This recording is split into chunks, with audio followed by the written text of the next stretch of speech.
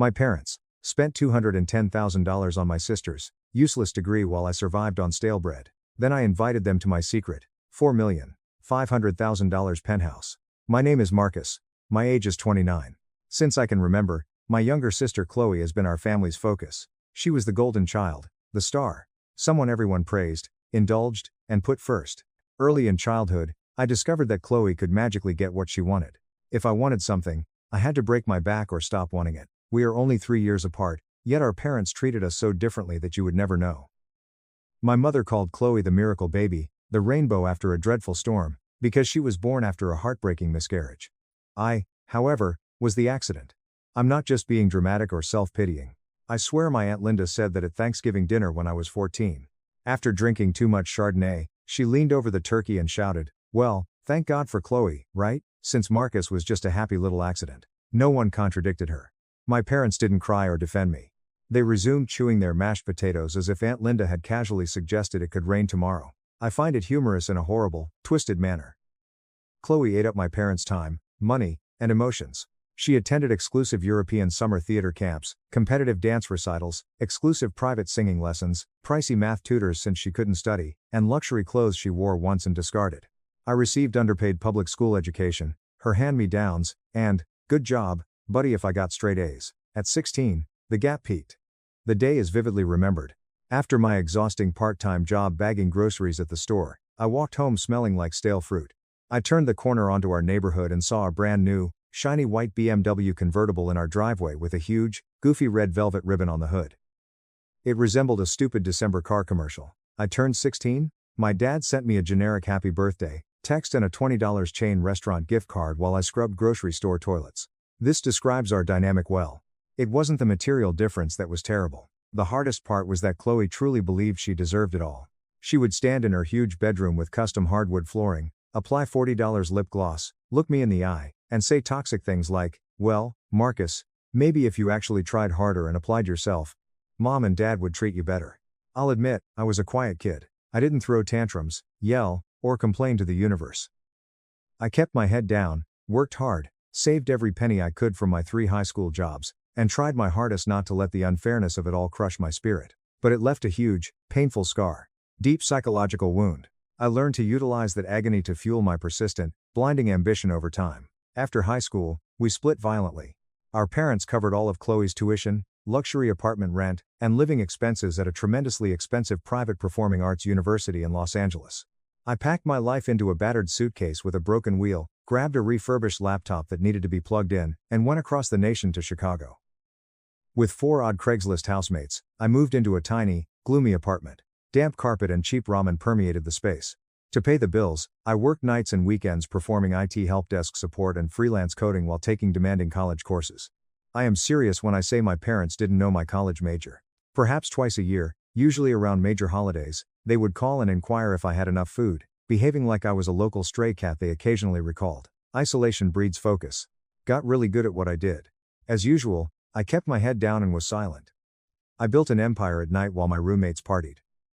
I created a niche data management product that exploded on GitHub spontaneously. That created a prosperous full-stack freelance business. We founded a tech startup with a bright guy I met at a cybersecurity conference. Our startup was acquired by a big tech conglomerate late last year after we received massive angel capital from a Silicon Valley firm and scaled rapidly. I still get a jolt when I enter into my banking app and see the price. This money changes your bloodline. From eating cold, generic brand noodles in a freezing apartment to signing ironclad acquisition papers in glass-walled, high-rise boardrooms wearing custom-tailored Italian wool suits that cost more than my sister's sweet 16 white BMW. I had made it. This was never mentioned to my family. Not because I didn't desire it. I practiced the "I made it" speech 1,000 times while walking around my living room. I kept quiet since I knew how the conversation would go. I would not be praised or hugged for my tremendous financial achievement. I heard mistrust, envy, and smothering guilt. In 5 minutes, they would somehow turn my decade of torturous work into a way to uplift Khloe. It is, "Oh, Marcus, your sister is really struggling to get her acting career off the ground in LA. Since you have all this extra money, maybe you could buy her a condo out there? Or fund her short film?" It wasn't worth the emotional strain. Even after buying a stunning $4.5 million downtown Chicago apartment with cash, I kept quiet. Massive, floor-to-ceiling windows provide a breathtaking view of Lake Michigan that makes you feel like you're on top of the world. None of my Instagram photos showed it. I didn't Facebook boast. I lived a quiet, comfortable existence. That situation changed drastically last month. On her 83rd birthday, our grandma insisted on a huge family supper at this posh, antique steakhouse she used to visit. Grandma was the only person in my bloodline to treat me like a person. She never treated me like a burden or afterthought. I immediately booked a first-class airfare, pre-ordered a huge, lavish bouquet of her favorite white lilies, and arrived to the restaurant on time, dressed perfectly, eager to celebrate her and make her smile. I felt suffocated as soon as I entered the private dining area. The huge mahogany table was packed. My parents, Khloe, Aunt Linda, Uncle Tom, and Cousin Mia were there drinking expensive wine, talking, and laughing like a cliché family movie. There was Khloe, neatly centered on the table. As usual. She was wearing an outrageous, bright expensive dress and acted like she owned the place. Her laugh was loud, her makeup was flawless, and her stories were clearly contrived for attention. I carefully took the last seat at the far end of the table, murmured hello to the group, and went to give Grandma her flowers. Grandma's face lit up. She sprang up and hugged me so hard I thought she might cry in the restaurant. "Oh, my sweet Marcus," she moaned into my shoulder. "You always remember, no matter how far away you are." Everyone at the table laughed awkwardly together. The spotlight was quickly turned after Khloe angrily scoffed and rolled her eyes. Anyway, as I was saying, we were just talking about my huge callback in LA. I am basically guaranteed to be on this massive new Netflix show soon. The casting director literally said I was the best read of the day. She looked around the table, expecting applause. I nodded politely and sipped my ice water slowly. The supper dragged on in this painful way. Khloe ruled while everyone danced around her and gave her undeserved praise. My dad eagerly inquired about her current modeling contract, despite the fact that she has never booked a professional photo shoot. My mom went on a 10-minute rant about how talented, resilient, and driven Khloe is, ignoring the fact that she hasn't paid her rent in 2 years, and spends 90% of her waking hours recording unhinged, lip-syncing TikToks in her pajamas. At one unpleasant point, Aunt Linda compared Khloe to a Hollywood celebrity's kid, saying she was more poised, elegant, and talented. I tried hard to keep quiet, consume my pricey steak, and enjoy Grandma's company. Something deep in my chest started to hurt. The usual, oppressive feeling of being invisible returned. Being the eternal afterthought. I spent a decade working till my hands bled to overcome this trauma and create something solid, genuine, and undeniable. Despite being nearing 30, I was sitting at my family's kids' table. Khloe suddenly turned her attention to me as the talk slowed. She smiled the smug, condescending grin she'd practiced in the mirror for years. "So, Marcus," she began, her voice sickly sweet and venomous, "are you still doing that whole little computer thing? You know, the little freelance coding gigs or whatever it is you do?" Putting my fork down, I blinked gently. "Yeah, Khloe. Still doing that." Her loud, theatrical laugh bounced off the mahogany walls. "Wow. It must be so incredibly nice just working in your pajamas all day long with zero pressure. I would literally lose my mind if I didn't have high-stakes auditions, red carpets, and industry events to go to constantly. But hey, I guess not everyone is cut out for the spotlight, right? Some people are just meant to be behind the scenes." Some at the table, including my mother, laughed gently like if Khloe had told a funny joke, but it hit me like a jaw-slapping. That look in her eyes. Malicious calculation. How she knew exactly what she was doing. She was prodding me in front of the family to show her control. It quickly reminded me of every birthday she stole, every rare remark she grabbed, and every time she made me feel inferior to her. In one heartbeat, I made an irreversible decision. I was finished acting tiny to preserve their fragile egos. That night, I didn't hit Khloe. Not yet. Just smiled at her. A real, terrifyingly tranquil smile. As I stared at her smug face across the table, I knew precisely how to smash her entire manufactured world. Update Hassan. I didn't cause a scene that night. I allowed Khloe to enjoy the smirks and covert insults, playing the untouchable queen of the table as she always did. But something fundamental in my brain had changed, and I couldn't unfeel it. I felt like a huge vault door had opened inside me. I smiled and nodded politely, pretending her pitiful insults weren't hitting.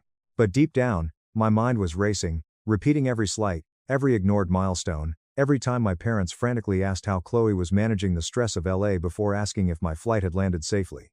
After the meal, I flew back to Chicago and smoothly resumed my amazing life, which my family adamantly denied existed.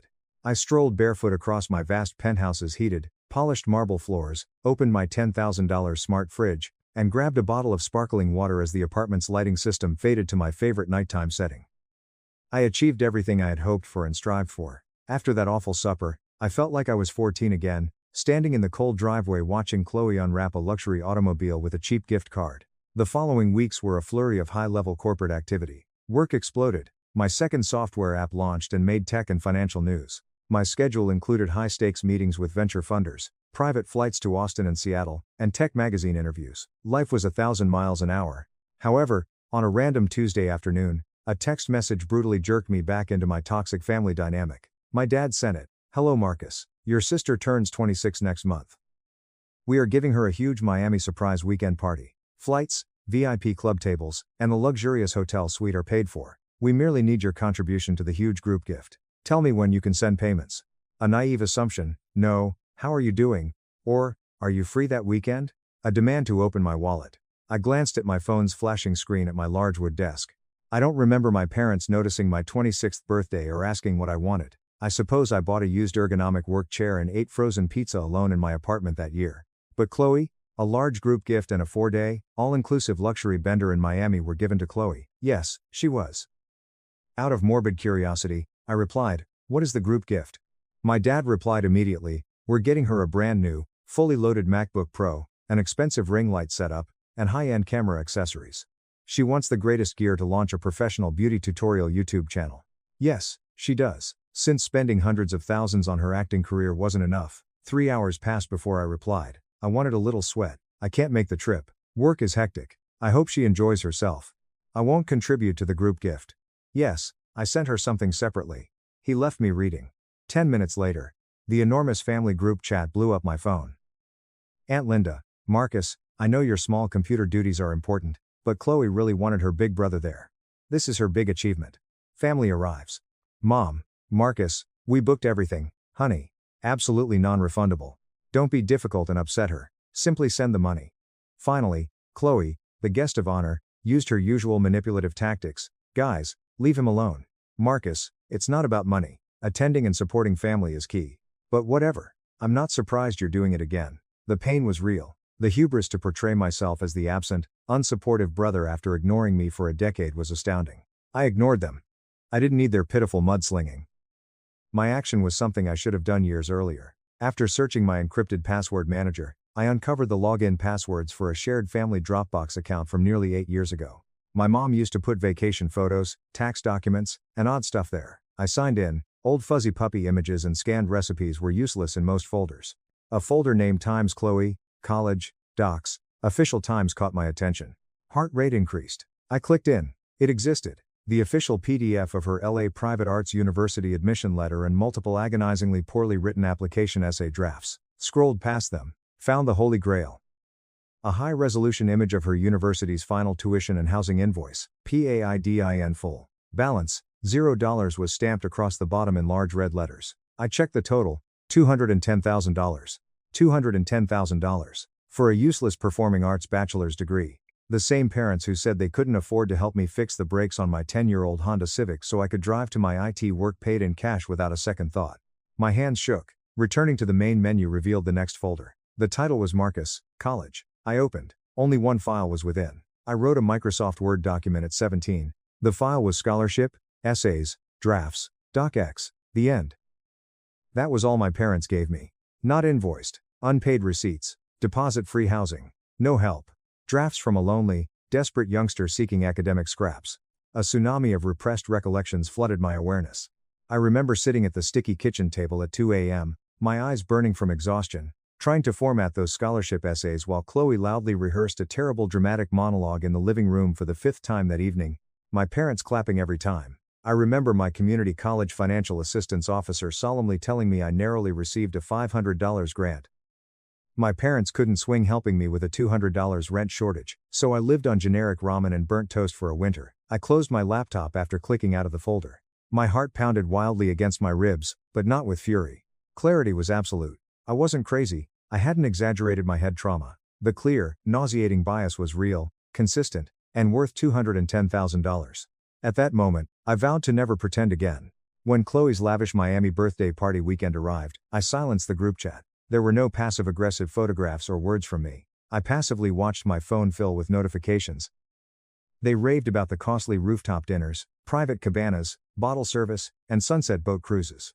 In a highly altered photo, Khloe held a large glass of champagne and captioned it, "Surrounded by the absolute best people, the ones who actually matter. I wouldn't be here without you guys. Number blessed number Miami."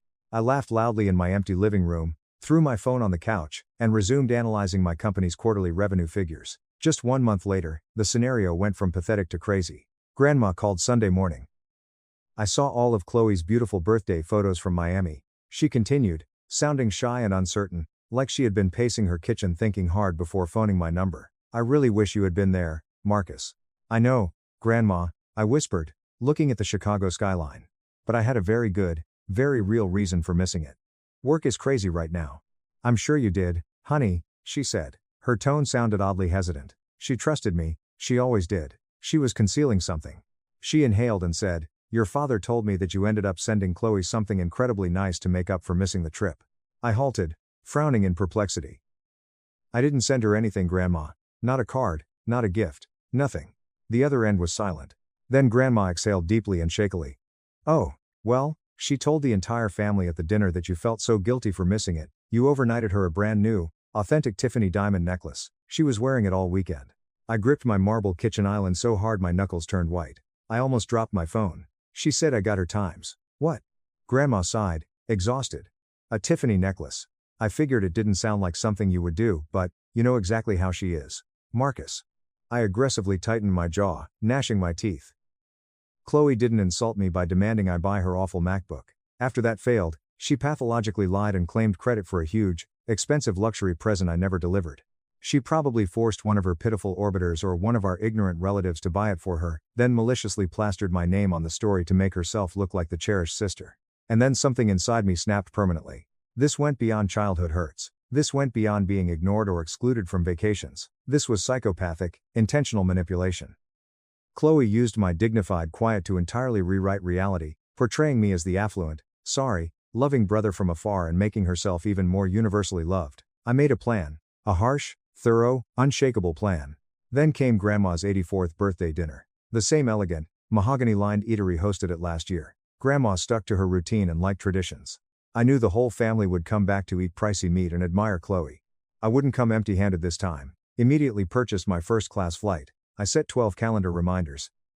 I contacted my Chicago high-end real estate agent, the well-connected guy who helped me buy my penthouse, 3 weeks before the dinner. Hey David. I responded when he replied. I need a massive favor. I need a physical, officially printed, fully notarized copy of the deed to my penthouse.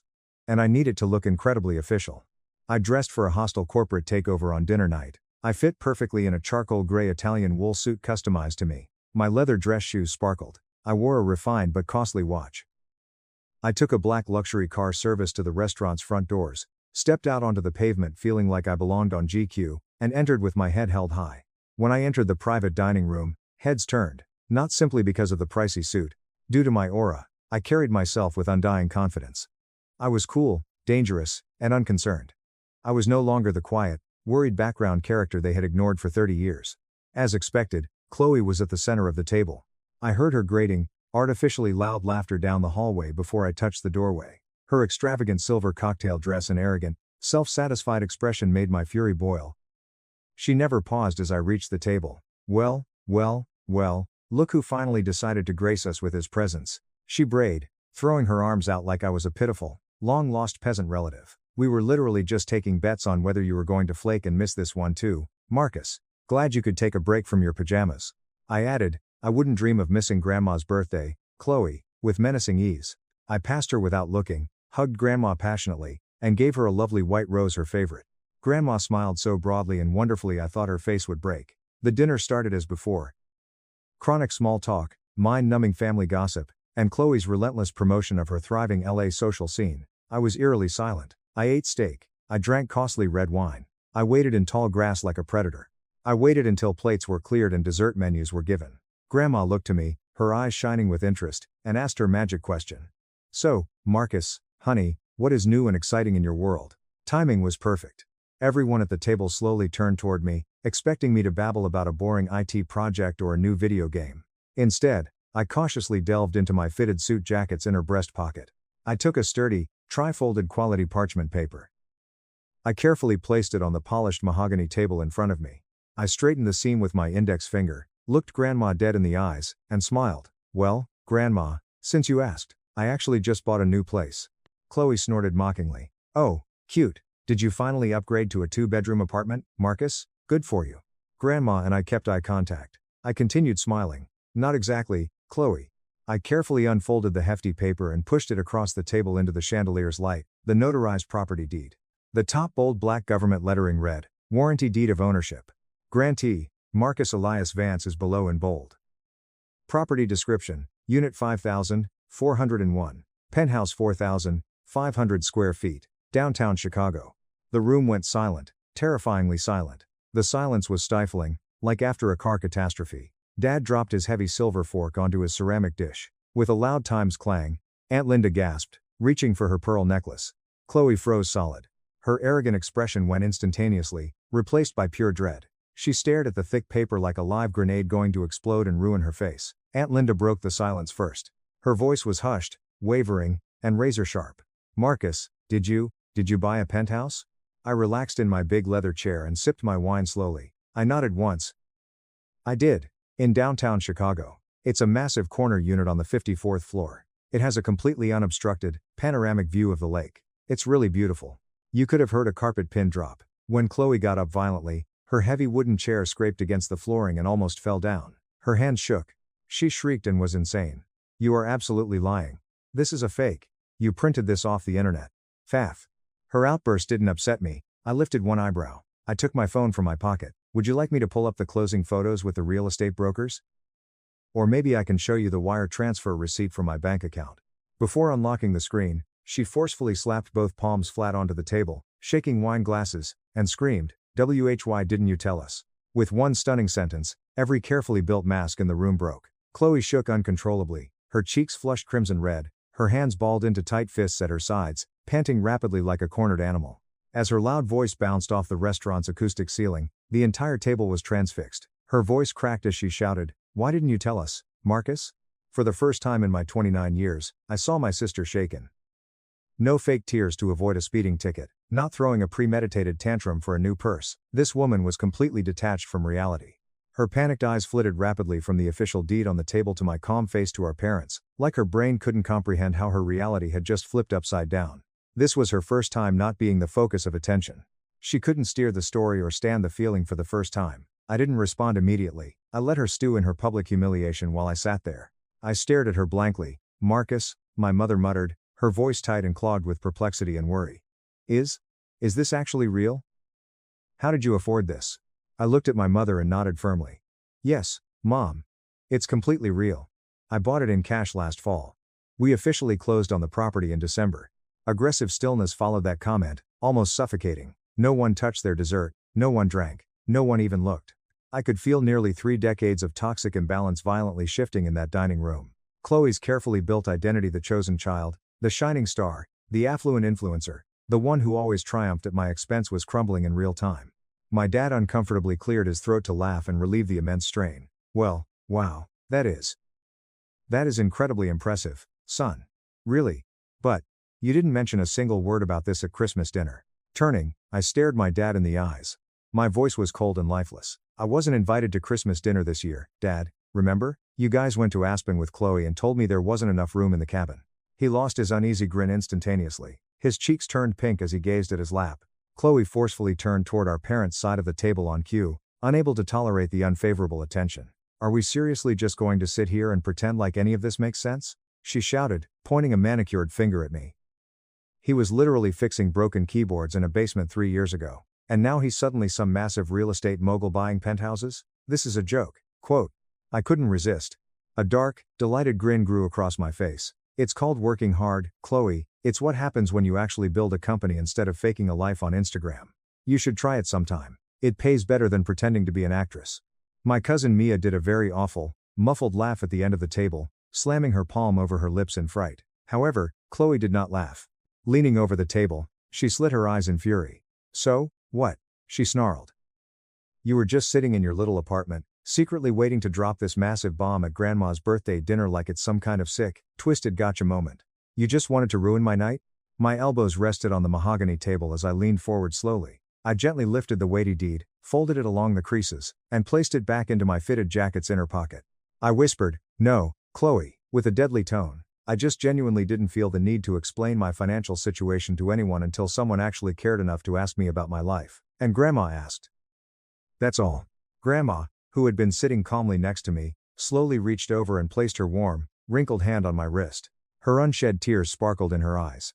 I am so incredibly proud of you, Marcus, she whispered, yet everyone at the table could hear her. I always have been, even when nobody else in this room was paying attention. It was that simple, lovely sentence that broke Khloe's delicate facade forever. Her forehead vein pulsed as her cheeks went red. Oh my God, are you all seriously kidding me right now? She yelled, forcefully flinging her napkin onto her plate. He has been a literal ghost for years. He didn't even bother to come to my graduation. He completely ignored my Miami birthday trip. He didn't even text me happy birthday. He is a terrible brother. That's exactly right, Khloe, I answered, cutting through her hysteria. I remained sad and relaxed. I didn't go to Miami. I didn't send you a text. I didn't send you a card. Which is exactly why it was so incredibly fascinating to hear that you told this entire family I bought you an authentic Tiffany diamond necklace to apologize. She went cold. The air in the room quickly froze. 10 degrees seemed to plummet. I saw her eyes explode with panic. She didn't expect that untruth to return. She believed she buried it. Her mouth opened and closed like a dying fish as she fought to defend herself, but her brain was shutting down. She only gave a pitiful scoff and a limp shrug. Whatever, Marcus. It was obviously just a joke. You're taking it out of context. No, Grandma responded, suddenly severe and forceful. It made everyone at the table sit up straight. It absolutely was not a joke, Khloe. You looked me dead in my eyes and told me he bought it for you. That was a calculated, malicious lie. And you know it. Khloe's face shriveled, facade gone. The surrounded, exposed woman was horrified. She searched the table for anyone to defend her like they always did. However, my parents sat mute, staring at the table in shame. You're all seriously going to gang up on me? Right now? At Grandma's dinner? She blurted, wrath overflowing over her mascara. Her voice was laced with malice as she turned to me. I don't care how much stupid money you have now, Marcus. I don't care about your penthouse. You will always times just be the weird, quiet, pathetic loser that nobody ever remembered to pick up from school. I didn't flinch. I felt nothing but pity as I watched her cry. Yeah, Khloe, I answered emotionlessly. And while you were getting dropped off in a brand new BMW that you didn't earn, I was building an empire. You thought I was jealous of you all these years. I wasn't jealous. I was just ignored. There is a massive difference. As if overwhelmed by her reality, she grabbed her fancy purse, shoved her chair back, and abruptly rushed out of the restaurant. She furiously clicked her heels on the hardwood. My mother panicked and rose up halfway, like she was hardwired to follow and comfort her. Then she stopped. She gazed at me and the empty doorway, then slowly, heavily slumped back into her chair. Astonished, no one pursued Khloe. For the first time in 26 years, nobody rescued her. The rest of the night was awkward and disorganized. The rest of the meal was eaten quietly. No one dared mention my penthouse or money again. However, Grandma sat next to me, beaming with delight like I had given her the greatest birthday gift ever. I was satisfied with her smile alone. However, I would be lying if I said I felt triumphant leaving that restaurant that night, because the awful reality was, I was emotionally ruined. I spent over a decade fiercely concealing the deep, terrible agony of being second best, of having to earn my family's basic love while Khloe received it unconditionally just for breathing. That dinner didn't fix my childhood trauma. Just showed how deep and infected the wound was. I felt a crushing hollowness in my chest as I took my black car service back to my hotel to pack for my departure. I flew home to my apartment the next morning. Standing alone with a cup of black coffee, I saw the expansive Chicago skyline extend for miles from the massive, floor-to-ceiling windows. I won. I dropped the best mic. My pride should have been immense. I should have felt divine.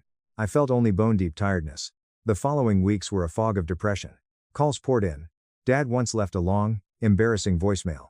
Mom called twice weeping. Khloe emailed me a big, insane 4-paragraph email accusing me of being a narcissist who plotted a concerted attack to harm her mental health. I ignored all of them. Grandma texted me almost daily to say hi and love me. I replied but shrank from everyone else. Because nobody tells you when you're struggling, enormous financial success does not cure your psychological harm. My millions were in the bank. The view was amazing. Corporate honors and peer respect were mine. I had no peace. A long, dark month. I let that realization consume me. I skipped crucial board meetings. I delayed my next software project's major debut. I ignored several high-level angel investors who begged for money. Although my executive assistant was patient, she began sending cautious just checking in, Marcus emails after I missed 3 Zoom calls. I didn't sleep. At 3 a.m., I would lie awake in my enormous, empty California king bed, staring stupidly at the ceiling, Wondering why the one thing I believed would finally make me feel seen, force my family to recognize my worth, had actually made things 10 times more confusing and agonizing. The saddest part was that I believed Khloe's restaurant goodbye in those silent, dark hours. That poisoned, evil voice in my head, which I believed I had buried when I sold my company, resurfaced. It started speaking to me in the dark. She's right, you know. You just got lucky with your code. You're still just the weird, forgettable kid in the hand-me-down clothes. They will never actually love you for who you are. They only care about the deed to this apartment. I actually believed that for a terrible time. Until a tiny but major event changed my perspective. No big cinematic revelation. Just a quiet, random Thursday day in late March. It started raining as I walked home from an artisan coffee shop, my head down in sad thoughts. Not a gentle drizzle, a sudden, ferocious, torrential Chicago deluge. I jogged and hid behind a fancy hotel's big canvas canopy to remain dry. A 7-year-old boy and his father stood next to me under the awning. A huge camera around the dad's neck and maps in his pockets showed they were tourists. The small boy, drenched but smiling, glanced up at the big, gleaming glass skyscraper above us, my penthouse's building. He pulled his dad's sleeve and pointed at the clouds. "Dad, look how tall it is. Is this where Spider-Man lives?" The dad laughed loudly and caressed the child's wet hair. "Not exactly, buddy, but yeah, pretty close. Only really, really important people get to live all the way up there in the clouds." The small boy turned and saw me in my fitted coat holding my coffee, casting wide, inquiring eyes on me. "Do you live in the Spider-Man building?" Totally surprised, I looked down at him and smiled gently. "Yeah, I actually do live all the way up at the very top." Child's eyes were as huge as dinner plates. "Whoa, that is so cool. You must be like a superhero. Or super rich." My first real laugh in a month came from my chest. "Something like that, kid." Dad grinned at me with calm regard. He nodded at the building. "You must have worked incredibly hard to earn a spot up there. Man, good for you." The sincerity with which that stranger expressed those things affected me more than any pricey treatment session. Because he was right. I worked hard, not lucky. No big check came. I didn't buy a premium car at 16.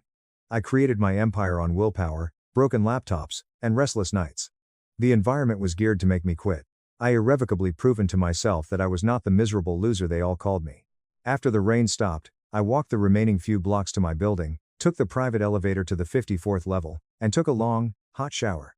I stopped avoiding my history for the first time in months. I was no longer a broken kid. I had recreated myself from scratch. Over the next few months, I brutally cleaned up mentally, physically, and spiritually. Family trauma specialist therapist I chose was outstanding. I started meditating every morning by the lake. Rejoining the gym gave me my finest body ever. Reuniting with my tech co-founder, I apologized for my absence and aggressively resumed the large software project we had shelved. I secretly gave $50,000 to the community college scholarship program that saved my life at 18. I invested extensively in a new tech business managed by a talented, first-generation college kid who resembled me at that age. My family's group chat was permanently silenced. I stopped checking for calls, but most significantly, I started living my life for me. Not for simple revenge, not to urgently convince my parents, not to beat my sister in some silly competition. The penthouse was decorated by an interior designer to my specifications. Gourmet cooking was taught to me. I started giving small, intimate dinner parties with my real friends, people who saw me, respected me, and loved me for who I was, not what I could buy. First-class flight to Chicago for a long weekend. Grandma shed tears of pleasure when I told her she was sleeping in the enormous master bedroom suite while I took the guest room. I finally shed my shame on that peaceful excursion. The terrible noise in my mind stopped. That nasty tiny voice that sounded like Khloe shrank and faded until it disappeared. I was alone again. I ultimately understood. I never needed my family's approval. I never did. I received the life-changing call just when I had found serenity. It was Tuesday night. My phone vibrated on the glass table, while I watched the sunset over the ocean on my balcony. Down I looked. My dad. His name was neon lit at the top of the screen like a cosmic test. More than 4 months had passed since I heard his voice. Not since Grandma's birthday dinner's spectacular deed disclosure. Not since the time our family forcibly shifted power toward me. He called me directly. I let the phone ring 4 times. I inhaled, picked it up, and clicked accept. "Hello?" I said calmly. "Marcus," Dad said. He spoke with a hoarse, weary voice. We really need to talk to you." "It's about Khloe." I delayed responding. I watched the orange sky. I let the heavy quiet hang on the line for a few seconds longer than necessary, letting him sense my remoteness. "Is she physically okay?" I inquired, trying to seem objective. His line ended with a long pause and a trembling breath. She is going through a really massive crisis right now, Marcus," he murmured. Your mother and I thought it might be best if we finally looped you in on what is happening. In the background, my mom was hurriedly whispering something I couldn't understand.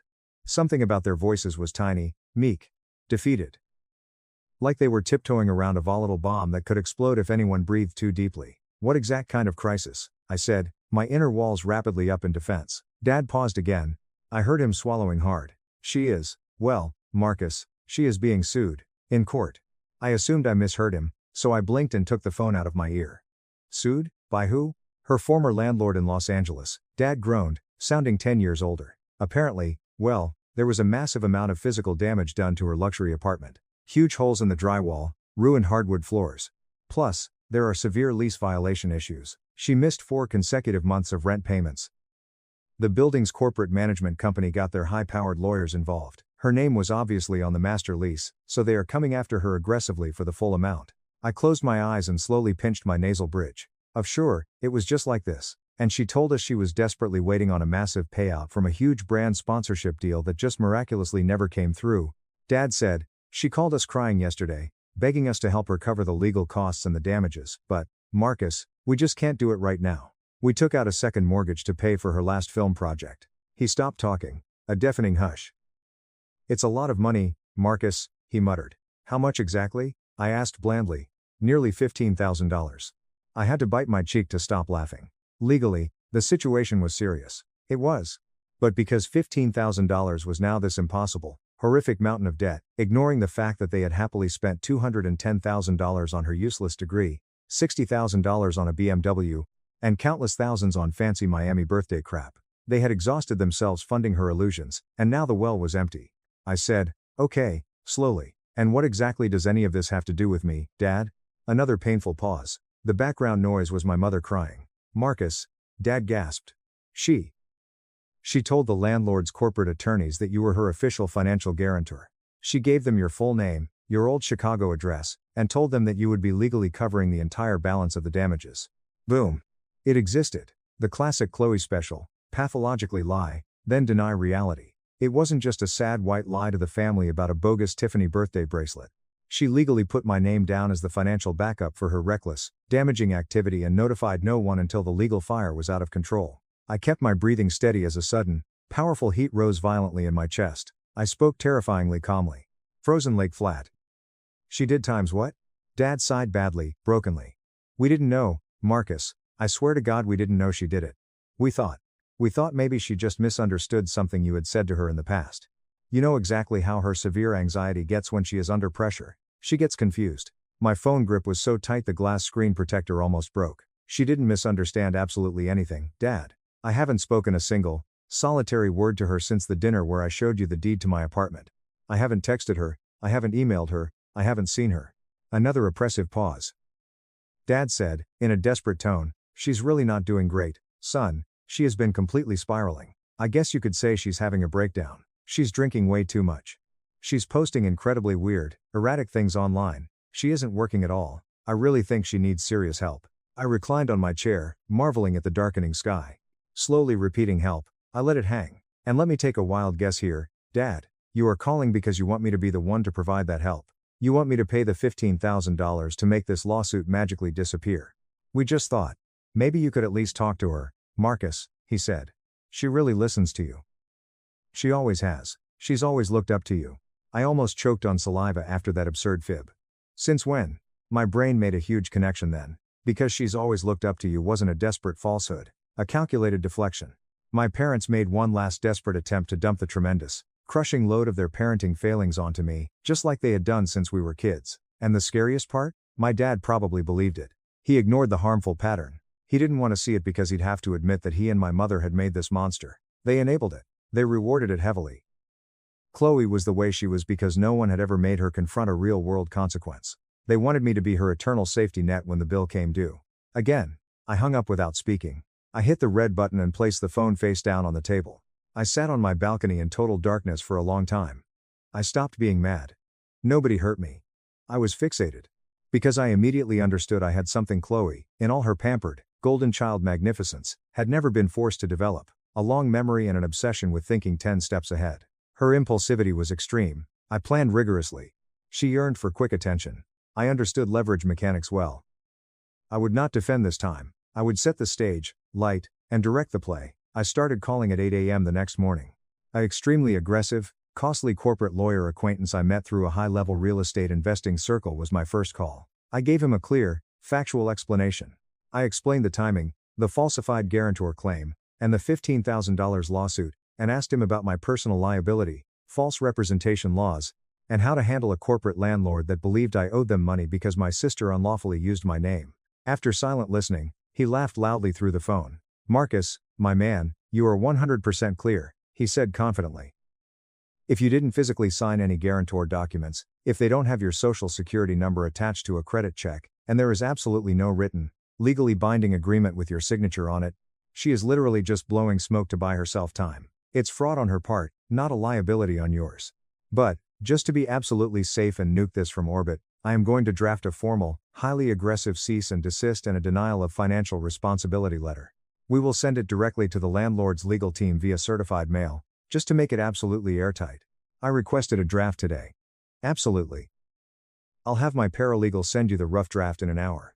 By the next morning, I had a terrifyingly official, legally enforceable letter signed, sealed, and notarized disputing financial responsibility for Khloe's lease. I sent the PDF to the landlord's corporate counsel and purposefully CC'd Khloe's personal email. She never responded, but I was far from done. My college coding classmate, a talented man who owned a successful Los Angeles digital reputation management and PR crisis agency, was my next contact. We continued in touch throughout the years, and I knew his company had a profitable side gig actively monitoring public influencer drama, commercial deals, and social media meltdowns for large PR agencies. "Hey man, I need a favor," I said when he replied. "Look up Khloe Vance. She's my sister. I have a strong feeling she might be heading toward a massive public meltdown. Can you run her accounts through your tracking software and keep an eye on her activity?" He didn't need to enter her name, just sighed. "Marcus, I already have an active red flag tag on her profile in our database," he added seriously. "Your sister has been on the industry radar ever since she tried to aggressively sell fake discount codes for a luxury Korean skincare brand that literally does not exist." Shocked, I blinked. "Wait. What are you talking about? Check your messages, I'm sending you the screenshots right now." The phone buzzed. "Open the file." Several dozen high-res screenshots were present. A week previously, Khloe aggressively promoted a pricey miracle skin serum in beautifully produced Instagram stories. She offered her followers a 20% off exclusive discount with the promo code CHLOE20 at checkout, except the brand was fake. The website she linked to was unregistered and dead. Under her tweets were hundreds of outraged, anxious comments from her real followers, questioning where their money went, why a shell corporation charged their credit cards, and threatening to denounce her to the FTC for wire fraud. I felt a chill creep up my spine. This went beyond family immaturity. This went beyond lying about a necklace to grandma, authentic federal financial fraud. She was about to be publicly exposed by the internet for defrauding her followers to pay her rent. I didn't tell my folks. Not yet. Instead, I quietly gathered evidence. My PR friend emailed me a huge digital file with everything. I preserved the bogus skincare scam screenshots. I saved follower angry emails. I kept her thief comments public. I kept documentation of 3 failed brand collaborations where corporations dropped her for unprofessionalism. I preserved a crazy, crying TikTok tirade she uploaded at 3 a.m. and deleted 2 hours later, when she blamed her toxic, narcissistic, unsupportive family members for her financial problems and alleged financial abuse. She didn't have to name me in the video. The connotation was clear. It was gathering into an unstoppable avalanche. Legal pressure, financial collapse, public exposure. Despite this, she hadn't contacted me to apologize or explain. My mother did. I couldn't understand her Friday night call because her voice was shaking so badly. "Marcus, sweetheart, please," she wailed into the phone. "Please, you have to help us. Khloe is having a complete mental breakdown. She has locked herself inside her apartment. She barely leaves her bed. She won't eat. I don't know what to do anymore. We are terrified. She needs to hire a defense lawyer, Mom," I remarked without sympathy, "and she needs to prepare for bankruptcy." "Don't say that," my worried mother said. "She doesn't need a lawyer. She needs her family. She needs our support. She needed strict boundaries and discipline 10 years ago, Mom," I replied, my voice suddenly rising, years of repressed wrath leaking through. "But you chose to give her luxury BMWs and Miami Beach trips instead. You built this." The other end is silent. Nothing but her raspy breathing. My tone returned to a scary calm as I proceeded. "She literally forged my legal name on a corporate lease document, Mom. She attempted to use me as an unwitting human shield to cover her own massive financial mess. That is not something you support someone through. That is criminal fraud. And I will not be a part of it. Her voice collapsed into a pitiful moan. Marcus, please, she is still your little sister. I know she is, I answered coldly, and I am finally, for the very first time in my life, treating her exactly like one. I ended the call. Later that week, I called Grandma. She had watched the commotion unfold from the sidelines, never openly selecting a side in family group conversations but always discreetly leaning in my direction. Grandma didn't gasp when I carefully told her about Khloe lying about me covering the lawsuit, the falsified landlord documents, the false skincare sponsorships, and the duped followers. Not surprised, she didn't react. She let out a long, sorrowful sigh. She said, I figured it was something exactly like that, gently, but I really, truly hoped I was wrong. I paused, listening to the city below my penthouse. Grandma, I promise you, I am not trying to maliciously humiliate her. I don't want to destroy her life. I know you don't, Marcus. I just want her to finally, for once in her entire privileged existence, actually face the reality of what she does to people. I know. Grandma paused, then said something that has imprinted on my head. Khloe has always been the fire in this family, Marcus. And you have always been the stone. But fire burns fast and destroys itself. Stone stays. With that deep comment, she gave me her complete and total permission to do what was necessary. I prepared for the finale. A chaotic public takedown wasn't my goal. A restaurant brawl wasn't what I wanted. I wanted a calm, surgical, incontrovertible deconstruction of her false life. I carefully collected my stuff. I printed timelines. I linked every dot. Then I prepared the grand finale family supper. Not for Grandma's birthday. Not on holidays. This dinner was mine alone. Everyone would be invited. If my family only watched large, theatrical events, I would give them a front row, VIP ticket to the absolute, raw reality they had aggressively ignored for 3 decades. This time, no one could look away. Every RSVP was confirmed 2 weeks after I sent the formal digital dinner invites. Yes, very simple, subtle message. Nothing fancy. No jargon, guilt trips, or agenda suggestions. Dinner at my house. Saturday, 7 p.m. Bring nothing except yourselves. Also, Khloe replied. Her email was simple, no emoji, no punctuation, just one contemptuous letter. But it told me all I needed to know. She came. Her big ego was injured, her bank account was depleted, and her burning curiosity about my life was eating her up. It was new to her to not know what was going on, especially with me. Saturday arrived quickly. The stage was properly set all day. Professional cleaners left the penthouse pristine. The smart home lighting was dim and cozy. A huge wood dining table fit Grandma, Mom, Dad, Khloe, Aunt Linda, Uncle Tom, Cousin Mia, and me. The entire residence resembled an architectural digest spread. Modern, sleek, minimalist, and expensive without being garish or flashy. However, one critical object was unseen to anyone entering the room. A thin, heavy folder neatly put on the floor beneath my chair at the head of the table. Not a cheap manila folder. A thick, glossy black leather folio, like the ones high-powered attorneys carry into federal courtrooms. That black leather folio held everything. Khloe's bogus brand deals in high resolution. The exact copies of her fraudulent lease documents she gave the landlord with my name. Hundreds of printed screenshots of her scammed followers' outraged comments. Her insane, erased TikToks calling me an awful monster who left the family. Most importantly, physical evidence of her urgent text messages and emails telling my parents I was happy paying her luxury lifestyle. It wasn't a drama prop. No, I wouldn't aggressively toss the papers in her face like a soap opera villain, just in case she lied. The folder was there. It reminded me physically that I had the entire truth on my side. They all arrived on time. Khloe, who always arrived 45 minutes late to family gatherings to make others wait, entered the double doors at 7:05 p.m. She wore an unsuitable, tight black cocktail dress, too much evening makeup, and a guarded face that said, "You absolutely cannot touch me." She entered the huge living room and leisurely admired the Chicago cityscape, costly modern art, and custom furniture. Her compliment was hollow and passive-aggressive. She mumbled, "Nice view, Marcus," folding her arms over her chest. Seems kind of huge and empty for just one person, though, a little lonely. My smile was genuine and relaxed. It actually helps me think clearly, Khloe. I like the quiet.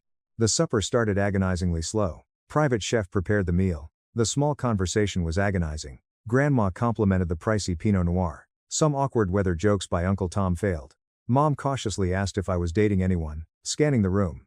Khloe slumped back in her heavy chair, arms folded, appearing bored, biting her tongue, and occasionally glaring at me. I patiently waited. I fed them roasted duck. I let them finish truffle risotto. I waited until the plates were emptied and the room quieted. I cautiously rose from my position at the head of the table. I carefully cleared my throat and spoon-tapped my crystal water glass. I really appreciate all of you flying out and coming tonight. I shouted across the huge crowd. I have been meaning to host you all for a very long time, but I wanted to wait until it actually meant something important. All the table heads turned to me.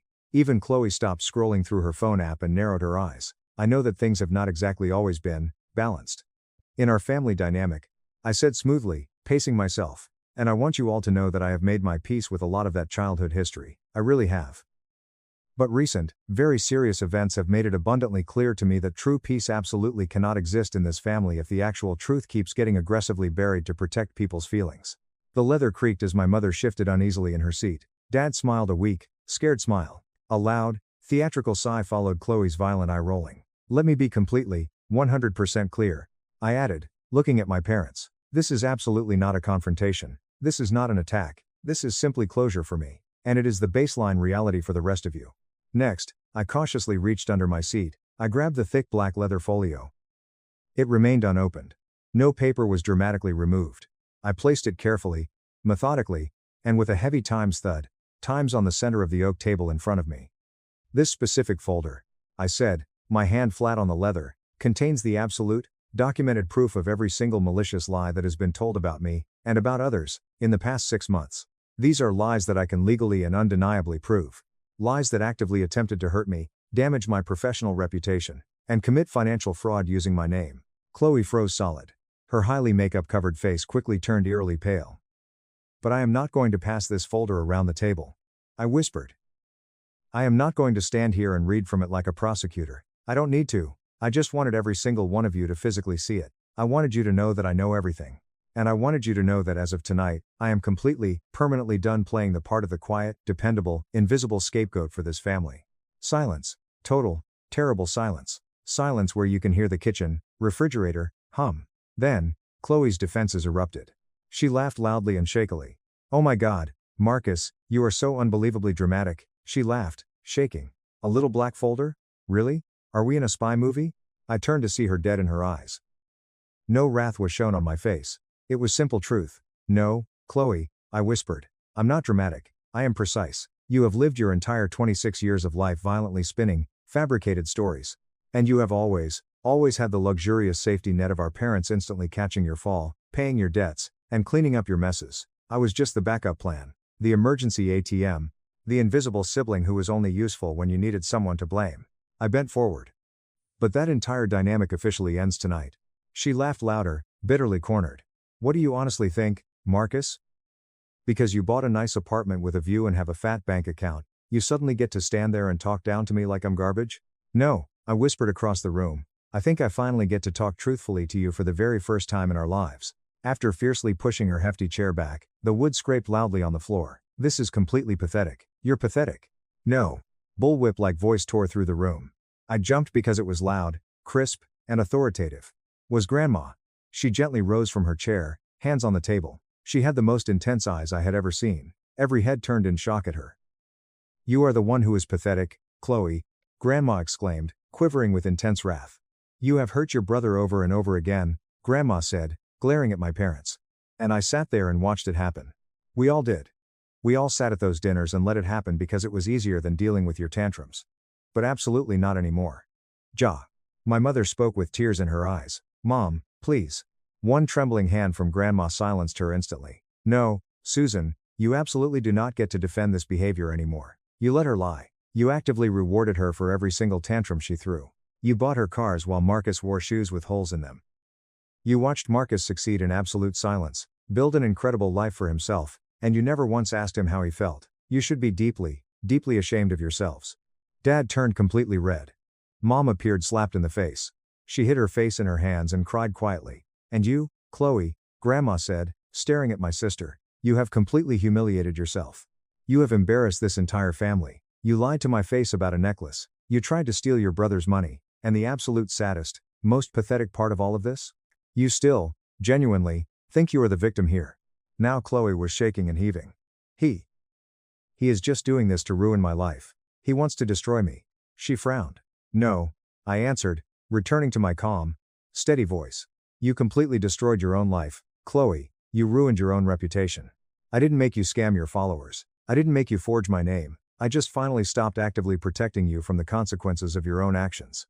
She stood there for 5 torturous seconds, gasping and scanning the table. Her Gucci purse in hand, she gazed at my parents frantically. "Well?" she yelled. "Aren't you going to say absolutely anything to defend me?" Mom and Dad glanced at each other slowly. They wore 30 years of failure on their faces.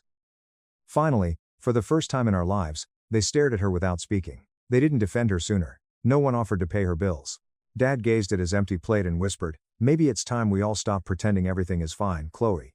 Khloe opened her mouth, but said nothing. She was hit hard by the thought that she had lost control of her enablers. She gently spun and headed for the front door. No big goodbye. No roaring apologies. Just the hefty, echoing thud times of the enormous oak door closing behind her. She departed. Nobody stood up to follow her. The rest of dinner was silent. It was honest for the first time in my family's history, but not joyous or jubilant. Aunt Linda apologized quietly before leaving. The hallway was quiet as my mom cried and hugged me. My dad shook my hand and thanked me for supper with sincerity I hadn't heard in 20 years. And Grandma? She grabbed my hand strongly as I took her to the guest room, smiled sweetly, and said, "You did it the exact right way, Marcus." Update 2. 3 months have passed since the Black Folder supper. Khloe's fake influencer profile vanished in the weeks after that night. A major cosmetics brand chastised her on Twitter for misusing their trademark name in a promotion. Her followers dropped by tens of thousands.